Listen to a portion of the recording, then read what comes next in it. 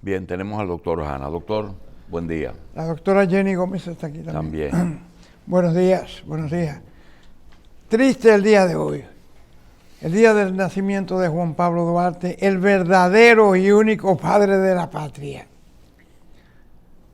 El calendario borró su nombre, cambiaron la fecha, desapareció la motivación y realmente hoy no tiene nada que ver con Juan Pablo Duarte. Todo se fundió en un cambio de nombres y de fechas que realmente es un adulterio a la realidad social y política de este país. Hay cosas que hay que respetar, más allá del calendario. Usted no puede construir un puente encima de la casa de los pobres. Y así están haciendo un puente para que la gente no piense más en Duarte. Trujillo hizo lo mismo. Y le tocó a Joaquín Balaguer en un momento dado rescatar su nombre con una publicación sobre el padre de la patria. Y hoy no hay celebración. Hoy es un día más hasta de trabajo. Recordamos también cómo era antes, que hasta a los muchachos en el colegio les iban enseñando en la proximidad de la fecha, poniendo en valor todo lo que significaba la persona que se conmemoraba su día. Hoy se maltrató la idea de la fecha de nacimiento de nuestro padre de la patria. Doctor, la muerte de Agripino y un discurso David maravilloso, Ortiz. El de Manuel Estrella hoy. Se disfrutó. Muy bueno, muy bueno. Realmente un reconocimiento merecido, tardío. Yo creo que Agripino. Por ejemplo, el Consejo Económico y Social de ahora en adelante debe llamarse Agripino Núñez Collado. La Oficina de Desarrollo de Santiago igual. Igual, Santiago es Santiago por el trabajo tácito, calladito de ese hombre, a quien muchos menospreciaban porque no tenía o el talento o el tamaño. Pero el talento sí, su capacidad de trabajo. El lenguaje. Tenía mucha habilidad en las negociaciones, sí, paciencia, tolerancia. En su primer libro, él narra la presencia de algunos amigos nuestros, ¿verdad?, que estaban en el PLD entonces, y cómo quisieron politizar la Ucamaima y cómo se impuso a eso. Nosotros quisiéramos decir que pasamos esta mañana el discurso de despedida de Manuel Estrella, que habla perfectamente en un discurso que tú pudiste oír, magnífico, sobre Agripino. Bien, bien. Repitió también la despedida de otro gran miembro del desarrollo de Santiago, que fue de Manuel Arsenio Ureña hace muchos años. Así que Manuel Estrella se ha convertido en el hacedor de las figuras de los grandes hombres de Santiago. Por lo menos el narrador. Quiero decir también, que no lo dije, que Manuel Estrella ni es albacea, ni fue albacea, ni fue testaferro, ni fue heredero de Agripino Núñez. Fue su amigo que le reconoció todas sus obras. Que le hizo su casa. Doctor, ¿quién es la doctora Jenny Gómez? Mira, en Jenny Gómez tenemos una representante de lo que es la medicina dominicana de hoy. Predominantemente mujer, femenina, cardióloga, con mucha especialidad, con buen trato y que nos complace tener por aquí. Nos va a hablar de las complicaciones post-COVID. ¿Qué le pasa al corazón realmente después de una infección que puede ser tan grande como la muerte o tan ligera que sea? ¿Le puede o le pasa? Le puede, a algunos no le pasa, pero algunos tienen manifestaciones cardíacas. Es decir, que se habla mucho del pulmón, pero el corazón puede tener algún tipo. Es que pulmón y corazón son una unidad funcional. No te lo imagines, uno separado de otro. Dos alas del mismo pájaro. Así mismo. Un ventrículo derecho que manda sangre venosa para que el pulmón se encargue de oxigenarla y un ventrículo izquierdo que la recibe cuando ya hace el delivery. La gran bomba. En estos días oí una palabra muy interesante que dice: la oportunidad no tiene delivery. Usted tiene que salir a buscar su oportunidad. No se siente esperar que se la traigan. Buenos días, doctora. Buenos días, muchísimas gracias por la invitación y el honor de estar aquí de nuevo con ustedes. Bueno. Háblanos de ese órgano tan importante, doctora, que es el corazón. Cuando vi la hoja donde usted estaba de invitada del doctor Hanna, ese camarógrafo que usted allá tan elegantemente vestido, se desabrocha la camisa y me enseña unos electrodos. Ajá. Tan pronto me lo enseña. Que tiene un Holter. Ajá. ¿Verdad? Sí. Quería decirle que ya eso es común. ¿Qué es eso? Mire, el Holter realmente es un estudio que se Jenny, utiliza yo creo que aquí de se pegan las enfermedades uno con otro. Sí, sí. Bueno, usted sabe que se van manejando de uno a otro. Es un estudio que se utiliza prácticamente todos los días. Se indica en los pacientes que presentan manifestaciones, por ejemplo, de palpitaciones, que se quejan de dolorcitos así como inespecíficos, si se sienten que el ritmo cardíaco irregular o muy rápido, realmente registra la actividad eléctrica del corazón durante 24 horas. Y ustedes necesitan 24 horas de comportamiento Sí. del corazón Sí, para saber hecho, realmente. Exactamente. De hecho, se utiliza incluso por más tiempo. Hay pacientes que lo dejamos 48 horas, 72 ¿Y horas. cómo ustedes relacionan esas 24 horas con sus actividades? Se Por va ejemplo, cuando observando. estaba durmiendo, cuando estaba corriendo. Sí, claro. El equipo se encarga de registrar las horas y entonces en ese registro se revisan las extrasístoles, las arritmias, todo lo que el paciente pueda presentar. Hay pacientes, por ejemplo, que, bueno, el doctor sabe que le dejamos el monitor 24 horas, 48, 72 y de hecho, ya desde hace varios años existen un monitor implantable debajo de la piel en pacientes, por ejemplo, que presentan cuadros de síncope, que es un cuadro de una pérdida súbita del conocimiento y realmente son condiciones que usted sabe que atentan contra la vida de los pacientes porque pueden estar conduciendo, pueden estar, por ejemplo, en el baño, se dan un golpe, entonces en esos pacientes hay indicación precisa. Y los marcapasos tienen una forma de grabar todo el También. evento. Y entonces aquí hay personas dedicadas al análisis del marcapaso. Doctora, en la presentación, el doctor Hanna la identificó como la cara nueva de la cardiología dominicana. Todo el mundo pensaba que era Pedro Ureña el que tenía ese monopolio, pero hay un grupo, una escuela que sale de ahí. La pregunta es la que él hizo originalmente. Nosotros pensábamos que el coronavirus le había dado vigencia al neumólogo. Sin embargo, cuando empezaron a aparecer los dimeros, la coagulación, ahí entra el cardiólogo. Sí, claro. Contéstele al doctor Hanna sobre los efectos que posiblemente produzca, que pueden ser o transitorios o pueden perdurar. Sí, Jenny, de hecho yo creo que es bueno iniciar. Que el verdadero maestro de la cardiología dominicana es Carlos Lamarche Rey. Carlos Lamarche Rey, Sí. que va a México, se prepara, viene y mantiene viva la conexión con México.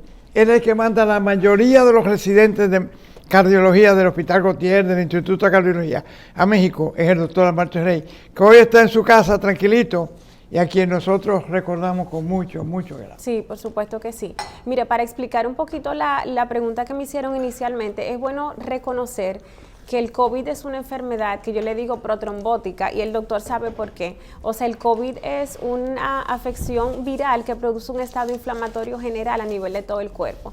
Esa es la razón por la que inicialmente pensamos, doctor, que solamente perjudicaba el corazón, pero ya se ha demostrado que sí afecta todo lo que es corazón, riñón, pulmón, cerebro. De hecho, hay pacientes La gran pregunta de hoy, Jenny, ¿es el virus o el sistema inmunológico que reacciona violentamente y produce los coágulos? Mira, el sistema inmunológico reacciona, claro, violentamente sobre el virus porque trata de proteger inclusive al organismo, pero realmente se producen muchísimas complicaciones a nivel neurológico. Hay pacientes, por ejemplo, que cuando padecen del virus tienen el efecto fog, o sea que se le olvidan las cosas, hacen pausas en la memoria.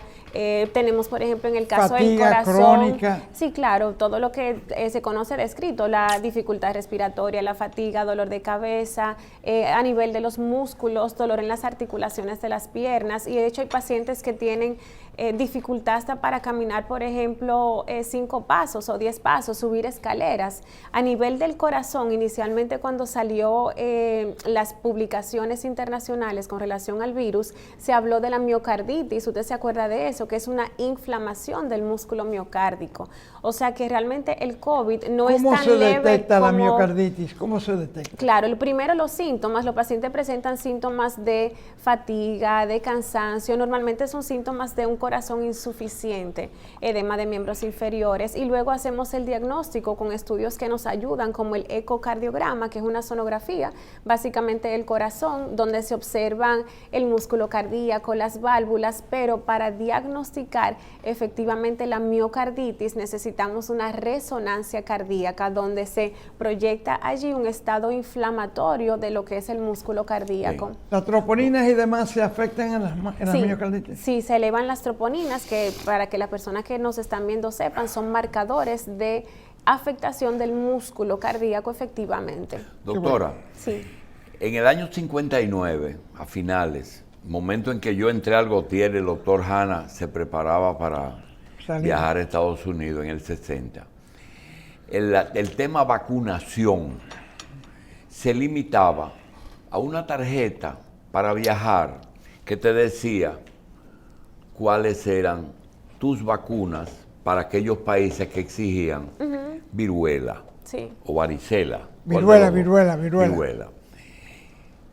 Teníamos una señal, una cicatriz en el brazo. Escarificación. Y surgió también la BCG, la vacuna contra la tuberculosis, que se estableció bien lo que era una tuberculina y de lo que no era. Pero en esa época solamente había una vacuna que teníamos que tener mucho cuidado, porque se decía que como era extraída de virus vivo, podía afectar el cerebro de la persona vacunada, que era la vacuna contra la rabia. Era una vacuna que se ponía en el vientre, en el pellejo de las personas, 14 vacunas, 14 días, en personas que habían sido expuestos a la rabia. La rabia todavía lo es, pero era definitivamente al que le daba rabia, le afectaba su cerebro y moría. Es una enfermedad fatal. Fuera de eso, que teníamos conocimiento claro de eso, hasta ahora que se presenta este problema, nosotros de este tema no lo manejamos mucho. Fíjese cómo el doctor le habla de inmunología. Hablamos de coagulación, hablamos qué fue primero, si el problema de la defensa. Es decir, que estamos frente al doctor, a una expresión del doctor Ernesto Fadul, un sabio de Santiago, que afirma que de coronavirus y de mujeres nadie sabe. Es así. No sabemos hasta dónde eso es cierto, pero él lo afirma. Pregunta pero uno al cardiólogo que le llega un paciente con problemas de coronavirus. El interrogatorio: ¿cuánta vacuna tú tienes? ¿Cuándo tú no te la pusiste? ¿Qué te dio? ¿Hasta dónde te afectó? Le hace los exámenes. Realmente, ¿qué usted cuida de ese paciente? ¿Que no le dé qué? Mire, en el caso de cardiología, básicamente cuidamos lo que es corazón y miembros inferiores. O sea, sabemos, por ejemplo, que los pacientes pueden presentar afectación cardíaca, como ya le comenté, pero es importante saber que dentro de el screening post-COVID también utilizamos lo que es el Doppler de miembros inferiores, que es una sonografía donde se ve la vasculatura, o sea, tanto las venas como las arterias de los miembros inferiores, desde la punta de los deditos hasta el área femoral o el área inguinal, buscando precisamente la presencia de trombos también a nivel de esa área. O sea, cuidamos corazón y vasos sanguíneos en el caso del cardiólogo. Por supuesto que pulmón no podemos dejarlo a un lado. Realmente la COVID o la enfermedad ha sido tratada mayormente por neumólogos y médicos internistas. Bajo la premisa que durante pandemia no se hacen autopsias y las ARS no te cubren. Un italiano, lo escrito él, se decidió hacer una autopsia de un paciente que había muerto. Y lo que él encontró es que los bronquios estaban bien, que los alvéolos estaban tupidos, pero que las arterias pulmonares y bronquiales, porque el pulmón tiene dos sistemas arteriales, tenía coágulos locales. No era una embolia, era coágulos que se formaban in situ. Y de ahí cambió toda la tecnología y la habilidad. Creíamos que meterle oxígeno a presión e intubarlo era la solución, cuando realmente lo que había que hacer es limpiar los coágulos. Sí, cuando surgió ese estudio con las necropsias o las autopsias, entonces ahí cambió todo el panorama del tratamiento del COVID, porque antes era solamente oxígeno, proporcionar un sistema respiratorio adecuado, pero luego ese estudio donde se publicaron las necropsias nos demostró que realmente lo que se trata es de una enfermedad protrombótica a nivel de todo el cuerpo. Cuando yo era muchacho se hablaba de bloqueo alvéolo capilar, una expresión muy lógica, ¿verdad? El alvéolo está bloqueado en el pulmón, y entonces el oxígeno no pasa, el CO2 pasa bastante bien, pero el oxígeno no pasa y daba todos los cuadros hasta que despertamos con el virus. Pero eso es lo que hace el virus. Claro que sí. Sí. La terminología cambió de bloqueo alvéolo capilar a los... ¿Y antes qué lo producía? Cualquier virus también. Ajá, pero no se sabía. Pero no se sabía. Es bueno también aclarar y aprovechar el momento para hablar acerca de, si me lo permiten, de la variante nueva, que es una variante que de momento la han clasificado como una variante leve, pero realmente se han observado muchos pacientes. De hecho, perdimos un cardiólogo reciente, que el doctor es al tanto, un maestro de la cardiología dominicana, precisamente secundario a el COVID y sus complicaciones, un paciente joven. Doctora, mire, las enfermedades que afectan a los humanos producen que a veces hay humanos que desarrollan más conocimiento sobre enfermedades que los propios médicos. Por ejemplo, yo tengo 10 amigos que han tenido cáncer de próstata y son unos genios. Nosotros tenemos a alguien aquí que conoce más de coronavirus que todos nosotros juntos. La pregunta es, ¿qué son los dímeros? El dímero es un marcador que se utiliza en sangre cuando se saca la muestra de sangre para decirnos la probabilidad de tener trombosis o trombos o coágulos a nivel del cuerpo. ¿Qué información es que da? Nos da la información de que, por ejemplo... ¿Es de coagulación la información? Sí, claro, es un marcador Surgió de coagulación. a raíz de las embolias pulmonares. Y no es un tiempo de coagulación y de sangría. También, pero eso mide otras cosas. ¿Qué ¿Qué es lo que hace el dímero? El dímero de lo que te da es la probabilidad de tú tener trombos a nivel del cuerpo, dependiendo si ya de tiene, qué nivel o si puede formarlo. La probabilidad de que los forme. Por ejemplo, si está muy alto, el dímero sabemos que tenemos obligatoriamente que hacer un rastreo a nivel del cuerpo para ver si existe o no un trombo ya formado. Y aunque el coronavirus no tiene mucho tiempo, apenas 2 años, Ay, tiene suficiente. ya hay casuísticas que te dicen que hay personas que lo tuvieron sintomático o asintomático y que murieron de una trombosis. Sí, claro que sí. Claro que Mueren sí. de Generalmente insuficiencia pulmonar respiratoria. o cerebral. No, de insuficiencia respiratoria. Pulmonar. Pulmonar. Sí. Estamos viendo, por ejemplo, casos de peritonitis, de enfermedad sistémica a nivel del cuerpo, falla multiorgánica, pero realmente todo inicia a nivel del pulmón y corazón. Mira, el dímero es bastante reciente. El dímero yo creo que debuta hace 4 o 5 años como una posibilidad de marcar que ha habido una embolia pulmonar. ¿Qué ha habido? Sí. Una tenista, Serena Williams, se puso a tomar un medicamento para rebajar y desarrolló una cantidad enorme de coágulos en los pulmones. Hubo que abrir el pecho para sacar media libra de coágulos. Y ahí se dieron cuenta que esa fracción que se llama dímero D aumenta en la sangre cuando se lesiona el pulmón. Eso 5 años, de manera que es bastante. Ahora tú ves gente con dímero D altísimo sin ninguna patología conocida. Puede ser por otra cosa. Puede ser una señora gorda con insuficiencia respiratoria que está formando coágulos pero no se da cuenta porque está en la cama, porque está en la silla, porque no se Pero moviliza. no es preventivo, ya se sabe que hay coágulos. Sí. Siempre identifica la presencia de lesión. ¿Y qué cosa del coágulo es que se deja conocer? Yo no sé. ¿Cuál es la pregunta? ¿Qué cosa? Es que eso es laboratorio.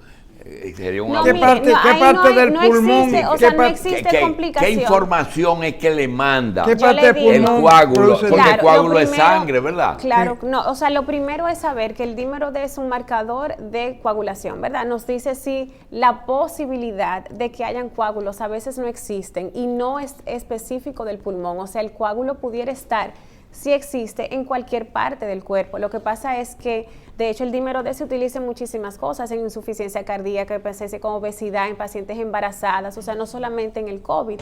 Entonces, dependiendo del tipo de paciente que tenemos, es el tipo de screening que vamos a hacer. ¿Cuál es la cifra que le preocupa a un médico que un paciente te traiga como dímero D? Claro, según los laboratorios recientes, mayor de 800 ya nos llama la atención. ¿Cuánto? 800. 800. 800. Arriba de 800. Menos de 800 se puede decir que es normal. No es normal. Por debajo de 400 sí. 200 o 400, Es dependiendo lo de cuál normal. laboratorio, para no mencionar Jenny, los háblame nombres de otros marcadores. del COVID. Pro BNP, por ejemplo. Sí, también se utilizan, por ejemplo, en insuficiencia cardíaca, se utiliza también a nivel del COVID, porque hablamos de que el COVID puede afectar el corazón y producir miocarditis y conllevar a insuficiencia cardíaca de manera temprana. También hay otros marcadores que se utilizan también, como el fibrinógeno, que usted lo conoce, Sí. se utiliza el LDH, se utiliza, por ejemplo, los marcadores hepáticos, que a veces se eleva el AST y el LT. O sea, hay muchos marcadores que nos ayudan a nosotros a manejar los pacientes. Lo que es cierto es que los pacientes están evolucionando mucho mejor. De hecho, vemos las cifras que se están publicando diario, pero sí quería comentarle que lo que estamos viendo en las consultas es que los síntomas son leves, pero los pacientes se están contaminando más frecuente. O sea, los pacientes presentan, por ejemplo, rinorrea, que es agüita por la nariz, como ellos les dicen, un malestar a nivel de la garganta. Entonces, eso nos permite a nosotros diferenciar clínicamente entre una variante sea Delta o la variante Omicron, porque el laboratorio realmente te especifica de cuál variante se trata y sabemos cuál de las dos es un poco más agresiva. Eso también nos ayuda a manejar el tema del COVID, pero realmente es mucho más agresiva en el sentido de que los pacientes se contaminan más. O sea, por ejemplo, tengo a mamá infectada y se infecta toda la familia. Antes, por ejemplo, se infectaba uno y de momento otro y 4 no se infectaban, pero ahora todos se infectan y como se le ha dado la categoría de leve a esta variante, los pacientes no se están haciendo los laboratorios como antes cuando tratábamos la variante Delta. O sea, como es leve y es una gripe común y ya tengo 1 o 2 vacunas, los pacientes, lo que vemos en la oficina es que no se están haciendo las pruebas. Sobre vacunas, doctora, se ha dividido en pro y no, es decir, los que están a favor y en contra, sí, pero también los que están con los jóvenes y los que no están con... todas las vacunas, cualquier cuerpo extraño puede producir una reacción. Por supuesto. Y las vacunas más, que son a veces biológicos. Pregunta, ¿de qué equipo es usted? No, yo soy pro vacuna, yo llevo 3 y me toca la 4ª, que todavía no está completamente estudiada, me toca en el día de mañana. O sea, mis pacientes, por ejemplo, están bien educados en cuanto a las vacunas, cuáles son las que les corresponden, y yo soy pro vacuna 100%. ¿Usted cree que más temprano que tarde la vacuna anti-COVID será una vacuna anual de una enfermedad estable? Ya. Claro, claro. Fíjese que, por ejemplo, con la influenza nos vacunamos anual.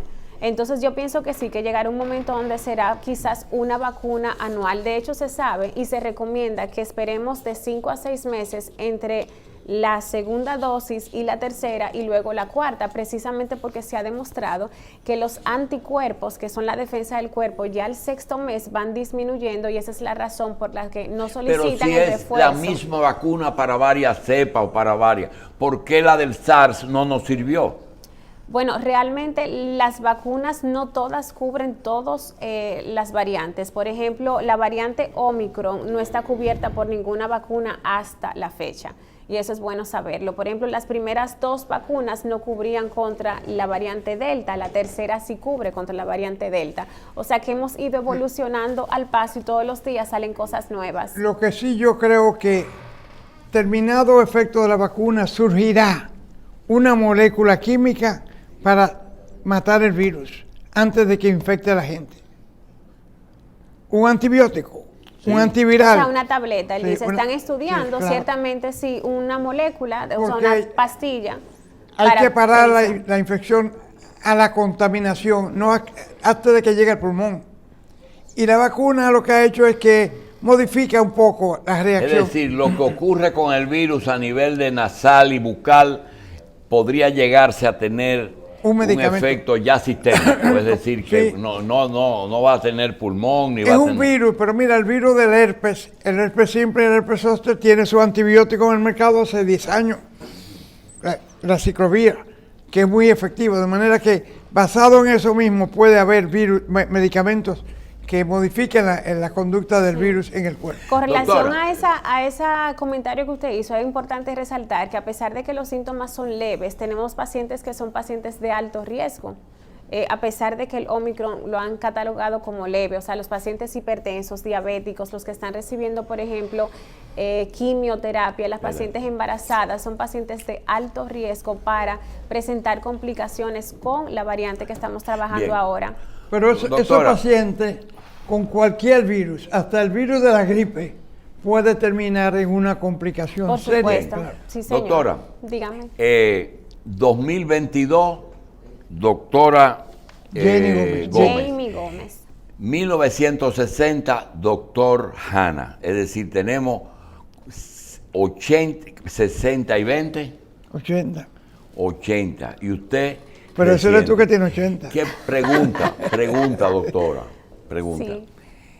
Para autosatisfacción que nunca será suficiente, es decir, de que usted diga, estoy al día. Nunca están al día, porque no hay tiempo para uno ponerse al día.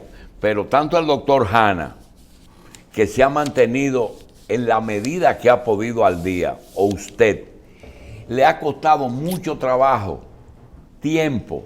¿Qué tiempo se toma a un médico estar al día, independientemente de la experiencia diaria, sino de la información?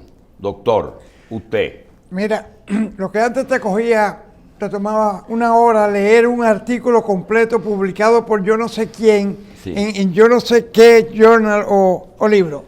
Y abajo hay un sumario que te dice realmente Sí, lo que es tú el debes saber. suman. Eso mismo te sale toda la mañana en el aparatico. Ah, ya. Entonces tú no tienes que darle media hora a leer el artículo completo, la introducción. Tienes que saber el nombre. Pero en una cosa, en yo digo, a la vez. ustedes están hablando de vacuna y eso no es cardiología. Sí. No, claro que no. No, mire, doctor, para mantenerse realmente actualizado, o sea, la educación médica continua necesita por lo menos algunas 4 o 5 horas de estudio diario. O sea, yo, por ejemplo, estudio en la madrugada, aprovecho los fines de semana porque tengo mis Después jornadas. que termina y que se especializa. Sí, doctor, porque es que realmente uno se queda con eso desde la universidad. Yo, por ejemplo, me gradué en INTEC. INTEC me cambió la vida. Ay, perdón que lo mencioné. Sorry. Ok. Ay, sorry. Entonces, eso me cambió Doctora, la vida. pero son 12, 8 viendo Y- pacientes y 4 preparándose. Sí, doctor, lo que pasa es, por ejemplo, mire aquí, yo vine y vamos a conversar acerca de otras cosas que luego me imagino que me van a invitar.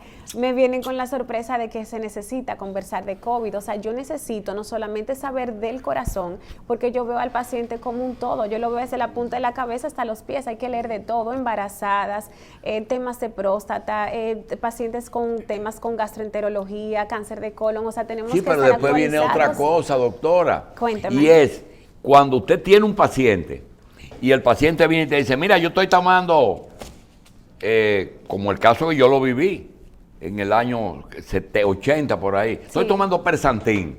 Y le dice el cardiólogo, de esa vaina que eso no sirve para nada. Algo que tuvo esa persona pensando que sus coronarias estaban protegidas de buenas a primeras, el cardiólogo le dice, deja eso, que eso no sirve es que para todo nada. cambia. Porque además del libro y del paciente, usted llega a sus propias conclusiones.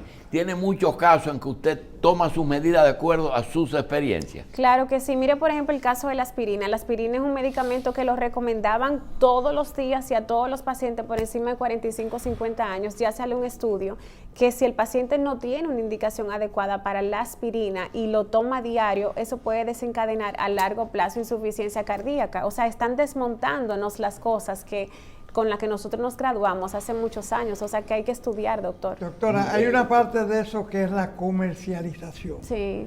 Cuando un producto como el ácido acetil salicílico de 81 miligramos revoluciona el mundo, tú llegas a los 40 y ya no te lo exacto. celebran, te dan tu aspirinita Sí. 81.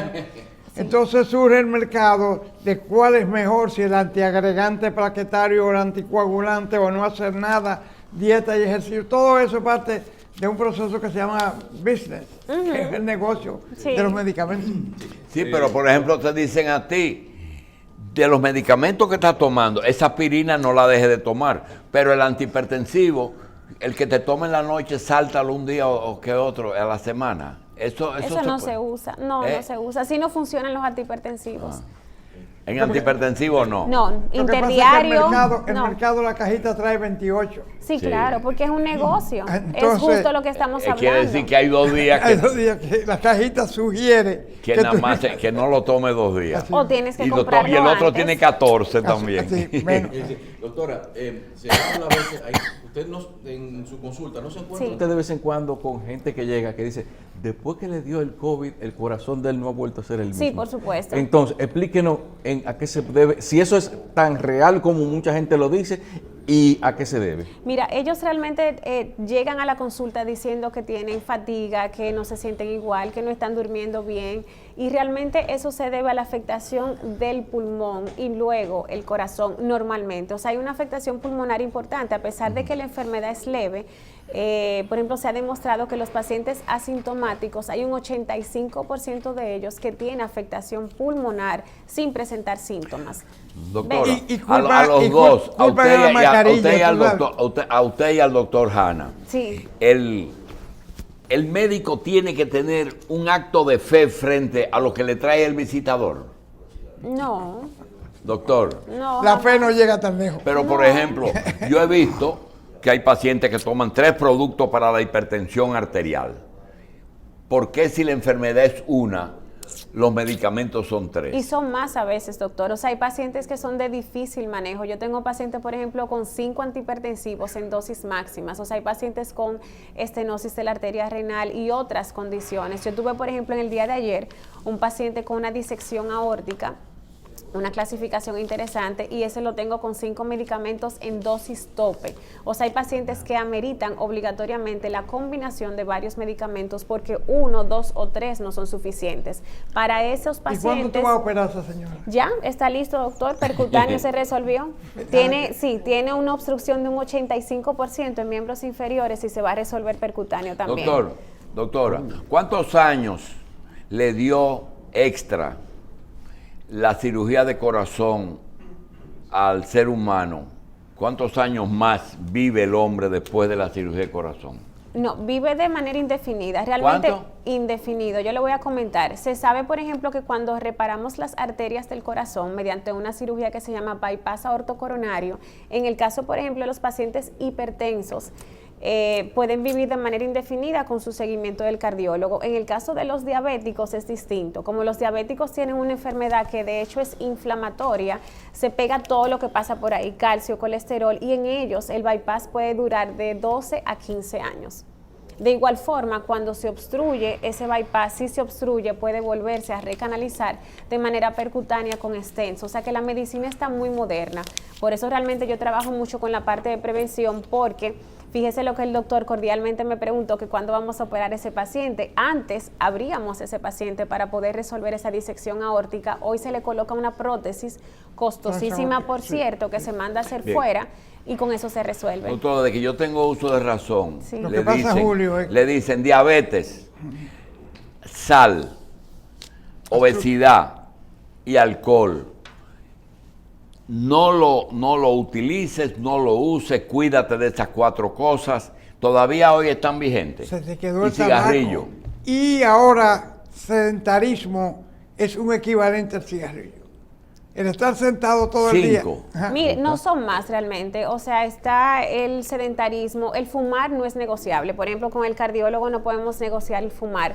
Hasta hace una semana justo se recomendaba la ingesta de alcohol moderado, pero salió un estudio hace 5 días de la Federación Mundial del Corazón en donde dice que ninguna cantidad de alcohol es realmente saludable para el corazón. Ninguna. Por eso le digo que nos van desmontando las Hay cosas. otro- Antes hay eran otro 100 factor- gramos. Hay otro factor no negociable, la genética. Ah, no, claro. Bueno, eso claro. es otra cosa. Pero fíjese, por doc- ejemplo, Doctora, y en el caso de esos productos que hacen falta, como la sal y el azúcar, pero en el caso de la diabetes no azúcar, y en el caso de la sal, pues retiene líquido. Bueno, mire, ya le comento, antes se recomendaba una dieta hiponatrémica o baja en sal, pero ahora es sal normal. O sea, por eso le digo que sí, hay que estudiar 5 horas diario para uno mantenerse al día. Eso cambió reciente. Ya el tema de comer bajo en sal ha cambiado, podemos comer normal en sal siendo hipertensos y diabéticos.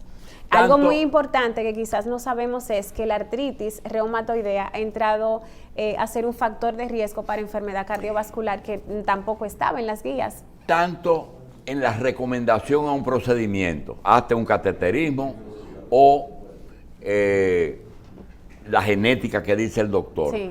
hasta dónde cada paciente tiene, usted dice un mapa, ¿verdad? Es decir, tiene un esquema diferente al otro, es decir, hay algunas cosas que son válidas para todo el mundo. Sí. ¿Qué porcentaje usted le da a las que son propias de mi estructura, de mi genética o de mis hábitos y costumbres? Bueno, mire, probablemente, qué sé yo, quizás un 20, un 30%. Los pacientes hay que individualizarlos, doctor. O sea, dependiendo, por ejemplo, de la genética, de los antecedentes de su madre, de su padre, sus tíos, sus abuelos, a partir de ahí, más los factores agregados con los que usted viene, por ejemplo, el sobrepeso, el sedentarismo, si fuma, si no fuma, si toma alcohol, si sufre de artritis, el tipo de dieta, la dieta mediterránea, hay muchos haciendo dieta keto, eso está desmontado ya. O sea, cada paciente es un mundo interesante. La bariátrica, Sí. la cirugía. Funciona, funciona. Digo, entonces, sí, funciona. Eso modifica la presión, el colesterol, el Sí. azúcar y todo. De lo demás. hecho, normalmente cuando diagnosticamos pacientes diabéticos e hipertensos recientes, obesos, grandes obesos, les recomendamos la cirugía bariátrica siempre y cuando no tenga ningún tipo de contraindicación y normalmente desaparecen esos cuadros, aunque quizás pueda aparecer más adelante. Sin embargo, usted dijo muy rápido lo de la sal, Sí. que la sal se puede poner. El tema es que hay personas que creen que los medicamentos son un seguro contra, es decir, si yo me tomo una metformina, yo creo que me puedo comer una barra de chocolate. Sí. O si yo... Experiencia propia, doctor. Todo pasa todos ¿Hasta los qué días. punto los medicamentos son un seguro o es para mantener cifras estables? Le respondo. Mire, doctor, los medicamentos y las consultas con su médico de cabecera realmente son un seguro de vida. Sin embargo, el tomar medicamentos no garantiza que usted pueda hacer desarreglos todos los días. Por ejemplo, en mi consulta, yo cuando se aceptaba el alcohol, porque ahora no puedo, yo le calculaba a los pacientes, le preguntaba, por ejemplo, ¿usted toma vino? Entonces le calculaba los 100 gramos de vino que debe tomar por semana. Y uno los orienta, porque como uno lee, pues uno puede orientar al paciente, pero no son una garantía de que usted se va a comer un bizcocho, un sancocho, o sea, no. Hay un cuento muy No, interesante. esta gente de ahora sabe mucho. Todos se lo saben. Mira, el tipo de paciente que se va a consultar y te dice, ¿tú fumas? Y dice, sí, pero poco. ¿Pero cuánto tú fumas? Dice, yo fumo como 20. Entonces tú le dices, bájalo a la mitad. Antes tomaba, antes Bájalo a la tomaba mitad 30. y él dice, engañé al médico. Yo, y lo mismo trago. Tú ves, bueno, media botella. Bueno, pero bájalo un poquito, tómate 2 Sí, tragos. igual que algunos piensan que el ejercicio es ser corredor de campo y pista. sí, también. No es así, ¿verdad? Sí, realmente uno incluso los orienta también con relación al ejercicio. Yo tengo pacientes, por ejemplo, con artritis, con problemas articulares, realizando ejercicios de impacto. Por ejemplo, correr, practicar básquet, jugar tenis, todo eso está contraindicado. Pero nada, que nada, de verdad. Bueno, hay muchas O cosas, hay bicicletas claro. que son Claro que estacionarias. sí. La idea es, o sea, que cada paciente tenga su médico de cabecera que esté capacitado para poder orientarle en las diferentes áreas, porque es que el cuerpo humano es sumamente extenso, Lo es usaste amplio. bien, que esté capacitado. Claro, claro que sí, porque realmente uno tiene la capacidad de hacer los diagnósticos, pero por supuesto referimos a los pacientes Tú cuando pareces más tienen... internista que cardiólogo. Yo soy internista, doctor. Primero que cardióloga. cardiólogo. No, por el traje yo la vi Sí, internista. ay, tú tan sabes. bello. Sí, yo soy internista y cardióloga y Doctora, ecocardiografista. Y hice nutrición para poder entender un poquito más y servirle a los pacientes A míos. ustedes dos, ¿qué tiempo se debe de tomar un médico, además del interrogatorio, de los antecedentes y del físico, en conocer ese paciente? Mira, Porque hay es que un eso componente- de que coge para emergencia y resuelve una Hay un emergencia. componente del que no hemos hablado aquí, que es la parte supratentorial, la parte emocional, Sí. que juega un papel importantísimo en todas estas Para eso hay que condiciones. conocer ese paciente. Y para tú conocer a ese paciente tienes que sentarte a hablar íntimamente con él. Íntimamente. Sí. ¿Qué es lo que tú haces? ¿Cómo lo haces? Completamente confidencial y Así sin mismo. prisa. Eso es cierto. De hecho, la depresión y la tristeza se consideran un factor cardiovascular Claro, también para enfermedades. O La sea, depresión, la tristeza, la economía, todas esas cosas. La manía, Correcto. la manía. Cuando se pone maniático la persona y cree que verdaderamente tiene que correr 10 kilómetros para hacer ejercicio y exagera todos los prototipos. Hay muchos factores y eso, no sé qué te va a decir la doctora, pero media hora es lo mínimo que tú puedes estar con un paciente nuevo para conocer algo de él. Con una genética mediana, ¿para cuántos años usted entiende que el hombre está programado a vivir? ay, doctor, yo no tengo una bolita de cristal tan El doctor bello, quiere pero saber eso, quisiéramos, urgente. quisiéramos por lo menos de momento más 90, de 10 años. doctora. Claro, 90 doctor. bueno. No, pero claro, yo trabajo con mis pacientes 90, 95 y se lo digo, ¿usted está dispuesto para saber? Porque hay pacientes que llegan, Usted es geriatra, pero no doctora. quiere, pero hay pacientes que no Usted quieren es que usted le geriatra. ayude. De hecho, el doctor me imagino que los ha tenido, que llegan a la consulta, pero no dejan que tú lo ayudes. Entonces, yo estoy trabajando para 95, ¿estás dispuesto? Entonces uno los va motivando y ciertamente la parte emocional es súper importante. Un Por ejemplo, paciente fue donde mí, un amigo tuyo, y me dice, yo estoy dispuesto a darte 4 millones de pesos. Si le prorrogan cuántos años. Bueno, si tú me garantizas 10 años más, Ah, sin bueno. partir de lo que tenía ya, ¿verdad? Entonces digo, Doctora. pon el dinero en el banco, los intereses son tuyos, Y pero usted- si llegamos allá... y usted no prorratió en cuánto era eso por... Doctora, van muchos locos a consultar cardiología. bueno, la palabra loco si no la usamos, usted sabe, pero sí, sí, realmente sí, doctor. O sea, luego del tema de la pandemia, tenemos muchos pacientes con crisis de ansiedad. ¿Tú nunca has visto un con paciente que se le depresión. hace un electrocardiograma toda la semana, 52 veces al año? Sí, los tengo. Ah, los tiene. Y que van a tomarse la tensión arterial a varios lugares. O sea, hay un tema psicológico importante de que los pacientes, además del COVID, piensan que se van a morir de otra cosa, pero realmente no. Yo siempre le digo, mire, descárgueme a mí sus problemas. Yo me encargo y usted se encarga solamente de las indicaciones, porque es que el paciente, para vivir de manera plena, no puede tener preocupaciones. Esa pregunta del electro viene a producir una pregunta muy preocupante. Por ejemplo, Dígame. yo tengo mi laboratorio cerca de la casa del doctor Hanna y me dice, pero tú vas todos los días al laboratorio. Yo creo que trabajaba Yo, eso. no, vamos, yo digo, voy todos los meses. La pregunta es lo siguiente, ¿cuándo es mucho y cuándo es suficiente? Usted piensa que aparece, porque un hombre me dice, me hice un tórax en enero y estaba limpiecito. Y en febrero apareció un tumor de pulmón. Realmente, ¿cuál es el tiempo del chequeo razonable? Las evaluaciones, por ejemplo, en el caso del laboratorio que usted dice, todo lo que es metabólico, o sea, todo lo que es azúcar, colesterol, triglicéridos, se modifica mensual, doctor. Oye, si uno está manejando el paciente con medicamentos, los laboratorios se hacen cada 3 meses. Si, por ejemplo, estamos manejando diabetes, que yo no la manejo, pero tengo que saberlo, entonces los laboratorios se hacen mensuales. Cada vez que se instala un medicamento nuevo, entonces mensual lo hace. El que maneja tiroides se hace mensual. Con relación a los estudios, la tomografía depende de lo que usted está buscando. Yo, por ejemplo, indico tomografías cuando estoy buscando cosas puntuales, y sí es bueno saber que a pesar de que uno estudie el paciente completamente, pudiera en un mínimo caso ocurrir que se diagnostique alguna lesión a nivel de colon, de pulmón, algo inesperado que crezca rápido, pero esos son la minoría, doctor, de los casos. En los casos de esas personas a las que el estudio del cardiólogo recomienda el mapa, el Holter. El Holter es el de las palpitaciones, el mapa es el de la presión. Ok, pero en Mapa cualquiera... quiere decir monitoreo ambulante de la presión arterial. Ah, eso es lo que significa. Sí. Mira Pero qué no bien. es Holter, ¿verdad? Ambulatorio. Sí, sí. ¿Qué No diferencia hay? no es lo mismo. No. Pero entonces, Uno para la presión, ¿cómo- el otro para el ritmo ¿cuál es la cardíaco? información que le proporciona al cardiólogo esto?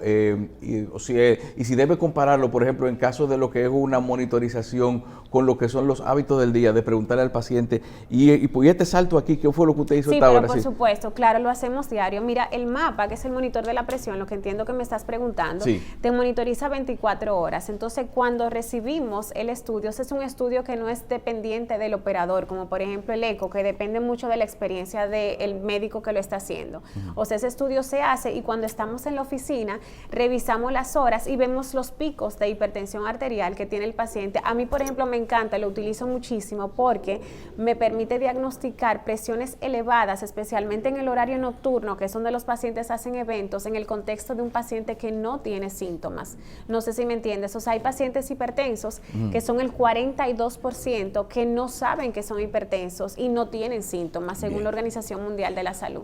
Entonces, lo relacionamos, claro, con el horario de trabajo, si están haciendo ejercicio, si presentaron algún evento, y el equipo tiene un botoncito, igual que el camarógrafo, que tú puedes colocarle y darle en caso de que tú sientas algo. Por ejemplo, si él siente palpitaciones, le da al equipo y eso se marca, es un botón que alerta al que vaya a interpretar el equipo para saber que pasó algo ahí. También, Doctora, también es un ojo en la intimidad. Tú le pides al paciente que tenga sus relaciones normales. Sí. Y tú puedes ver qué pasa durante una... Por ejemplo, durante el sueño, un salto, vamos a decir, o una lectura fuera de lo normal en el horario de sueño también le puede indicar Sí, la presencia de algo. Claro que sí sale, se registra todo y nos permite, de hecho, el mapa estratificar la hora en la que vamos a colocar los medicamentos. Por ejemplo, cuando vemos los picos más altos, ahí vamos combinando los medicamentos y los medicamentos se calculan. O sea, sabemos qué tanto disminuye la tensión arterial cada medicamento. Doctora, voy a despedirla con una pregunta que No, me no. hace una Tan colega, bello. una colega suya, Ay, sí. amiga mía, que ella tiene un orden de vida. Lo más importante para ella es su familia y después el ejercicio de la profesión. Y me dice, esa joven profesional, después de oírla, estoy convencida que es soltera y no tiene hijos. No, sí tengo, claro que sí, doctor. Yo Pero me planifico. ¿con qué tiempo lo hizo? Porque Yo me planifico, mire, sí soy divorciada, o sea, porque eso sí, soy ¿Y divorciada. cuántos hijos tiene? Tengo uno solo y tengo un perrito también, tengo una casa, tengo una nana, trabajo solamente en 2 lugares, mi consulta Doctora. privada y otro lugar, así que lo que pasa es que Tú uno eres- se organiza. Tú eres soltera, no divorciada. Deja esa vaina, Soltera. divorciada. Soltera. El producto es más atractivo soltero. Sí, que bueno, sí, casado. soltera. Doctora Jamie Gómez, cardióloga, ¿Dónde te formaste? En Venezuela, doctor. ¿en? ¿Dónde en Venezuela? En el Hospital Militar Carlos Arbelo se llama. ¿Cuándo regresó? En el 2008. Yo soy cardióloga desde el 2008. O sea, yo tengo 43 años. Antes de Chávez, ¿verdad? Sí, señor. Sí. Es Gracias, un gran doctor. hospital donde se formaron muchos neumólogos también. Ay, sí. Y Neurocirujanos anestesiólogos. también. Sí. Y anestesiólogos. Y anestesiólogo. Ahí estaba Wilson. Gracias, doctora. Un placer estar Gracias a con usted ustedes. por estar con Y nosotros. vuelva, doctor, usted es muy interesante. Sí, hombre. Gracias. Sobre todo para satisfacer curiosidades como la de Carlos. Sí. Sobre todo, ¿verdad? Sí, sobre todo. No, y buena la aclaración de no divorciada, No, él es sino un genio. soltera.